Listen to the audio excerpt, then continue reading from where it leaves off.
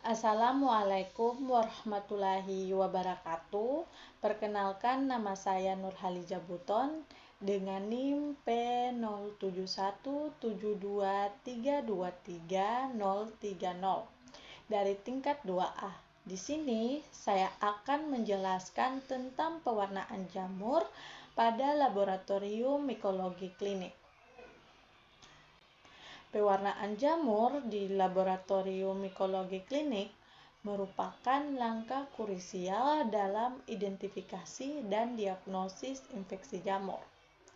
Teknik pewarnaan yang tepat mempermudah visualisasi struktur jamur sehingga membantu dalam penentuan spesies dan terapi yang sesuai. Adapun dua metode pewarnaan yang umum digunakan dalam laboratorium mikologi klinik, yaitu pewarnaan kalium hidroksida atau KOH dan pewarnaan laktopenol cotton blue atau LPCB. Yang pertama yaitu pewarnaan kalium hidroksida atau KOH. Metode pewarnaan KOH digunakan untuk pemeriksaan langsung sampel klinis yang diduga mengandung jamur seperti kerokan kulit, serpihan kuku, atau rambut. KOH juga berfungsi melisiskan sel-sel epitel, keratin, dan debris lainnya, sehingga struktur jamur seperti hifa atau spora dapat terlihat jelas di bawah mikroskop. Yang kemudian yaitu prosedur pewarnaan KOH. Yang pertama yaitu pengambilan sampel. Ambil sampel dari area yang terinfeksi seperti kerokan kulit, potongan kecil kuku, atau rambut yang dicurigai. Kemudian yang kedua yaitu penyiapan sediaan. Letakkan sampel di atas kaca objek, kemudian teteskan 1-2 tetes larutan KOH dengan konsentrasi 10%. Yang ketiga yaitu inkubasi. Tutup sampel dengan kaca penutup, biarkan selama beberapa menit sehingga KOH melisiskan jaringan keratin. Lakukan pemanasan ringan dapat dilakukan untuk mempercepat proses. Namun, hindari pemanasan yang berlebih di bawah lampu spiritus. Yang keempat yaitu pemeriksaan mikroskopis.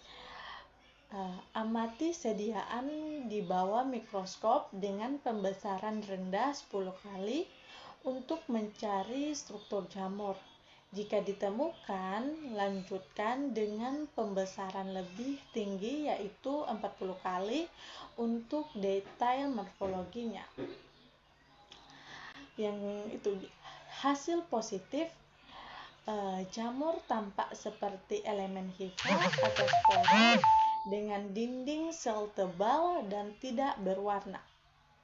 Keuntungan dari penggunaan pewarnaan KOH yaitu yang pertama, prosedur cepat dan mudah, preparasi sederhana dan dapat dilakukan dalam waktu yang singkat, yaitu tidak memerlukan peralatan khusus selain mikroskop cahaya. Yang kedua yaitu membantu identifikasi jamur dengan jelas, yakni KOH 10% mampu melisiskan sel epitel atau debris jaringan sehingga struktur jamur seperti hifa, spora, atau blastospora terlihat lebih jelas di bawah mikroskop. Dan juga berguna untuk mendeteksi dermatofit, Candida spp, dan jamur lainnya dalam sampel klinis. Yang keuntungan ketiga yaitu tidak membutuhkan pewarnaan tambahan, yakni walaupun dikombinasikan dengan tinta Parker, laktopenol cotton blue LPCB atau DMSO, pewarnaan KOH saja sudah cukup untuk melihat jamur dengan kontras yang lebih baik. Yang keempat yaitu biaya murah dan reagen mudah didapatkan. KOH 10% merupakan reagen yang mudah dibuat dan tidak mahal dibandingkan dengan metode diagnostik lainnya seperti kultur atau PCR. Yang kelima yaitu digunakan untuk diagnosis awal, yakni meskipun tidak spesifik untuk identifikasi jamur tertentu, metode ini sangat berguna sebagai tes screening awal sebelum dilakukan pemeriksaan lanjutan seperti kultur atau pewarnaan khusus lainnya. Namun, pewarnaan KOH memiliki keterbatasan seperti kurangnya spesifitas dan risiko hasil negatif palsu jika jumlah jamur dalam sampel terlalu sedikit. Oleh karena itu, biasanya digunakan bersama metode lain untuk diagnosis yang lebih akurat. Yang kedua yaitu pewarnaan lactophenol cotton blue atau LPCB. Pewarnaan LPCB digunakan terutama untuk mengamati morfologi jamur dari kultur. Pewarnaan ini memberikan kontraks yang baik sehingga struktur jamur seperti hifa, spora, dan conidia dapat terlihat jelas. Komposisi dari LPCB yaitu phenol, yakni membunuh organisme. Yang kedua yaitu lactic acid, mempertahankan struktur jamur dan membersihkan latar belakang. Yang selanjutnya yaitu cotton blue, yakni pewarnaan yang mengikat struktur kitin pada dinding sel jamur, memberikan warna biru. Prosedur kerja pewarnaan LPCB yang pertama yaitu pengambilan sampel. Ambil sedikit koloni jamur dari media kultur menggunakan jarum OC yang steril. Yang kedua yaitu penyiapan media. Fiksasi kaca objek dengan api Bunsen, lalu tetesi alkohol 70%, 1 tetes, kemudian letakkan sampel di atas kaca objek. Setelah itu, teteskan 1-2 tetes larutan LPCB di atas sampel. Lalu, tutupi dengan kaca penutup, hindari adanya gelembung udara.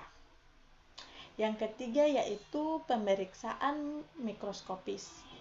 Amati sediaan di bawah mikroskop dengan pembesaran yang sesuai untuk mengidentifikasi struktur morfologi jamur. Hasil positifnya yaitu struktur jamur tampak berwarna biru dengan detail hifa, spora, dan conidia yang jelas. Keuntungan dari penggunaan pewarnaan LPCB yaitu yang pertama, mempertahankan struktur jamur. LPCB mengandung lactophenol yang berfungsi sebagai fiksatif, membantu menjaga bentuk dan struktur jamur sehingga lebih mudah diamati di bawah mikroskop.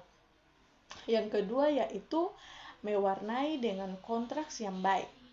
Kapasitas cotton blue dalam LPCB memungkinkan pewarnaan dinding sel jamur memberikan kontraks yang jelas untuk identifikasi morfologi seperti hifa, conidia, spora, dan spora. Yang ketiga yaitu membantu identifikasi cepat. Pewarnaan yang baik, laboran dapat dengan cepat mengidentifikasi karakteristik jamur seperti bentuk spora dan struktur reproduksi tanpa perlu pewarnaan tambahan. Keuntungan yang keempat yaitu membunuh jamur tanpa merusak strukturnya. Fenol dalam LPCB berfungsi sebagai agen pembunuh yaitu fungisida, sehingga jamur mati tetapi tetap mempertahankan strukturnya untuk analisis lebih lanjut. Yang kelima yaitu mudah digunakan dan ekonomis. Proses pewarnaan dengan LPCB relatif sederhana, tidak memerlukan banyak tahapan tambahan, serta lebih hemat dibandingkan metode lain, seperti pewarnaan fluoresensi. Kemudian ada pula keterbatasan pada pewarnaan LPCB, yaitu yang pertama, memerlukan kultur jamur sehingga tidak cocok untuk diagnosa cepat. Yang kedua yaitu fenol dalam LPCB bersifat toksik atau penanganan harus hati-hati. Mungkin itu saja yang dapat saya jelaskan dalam pewarnaan di laboratorium mikologi klinik. Wabillahi taufiq wal hidayah. Wassalamualaikum warahmatullahi wabarakatuh.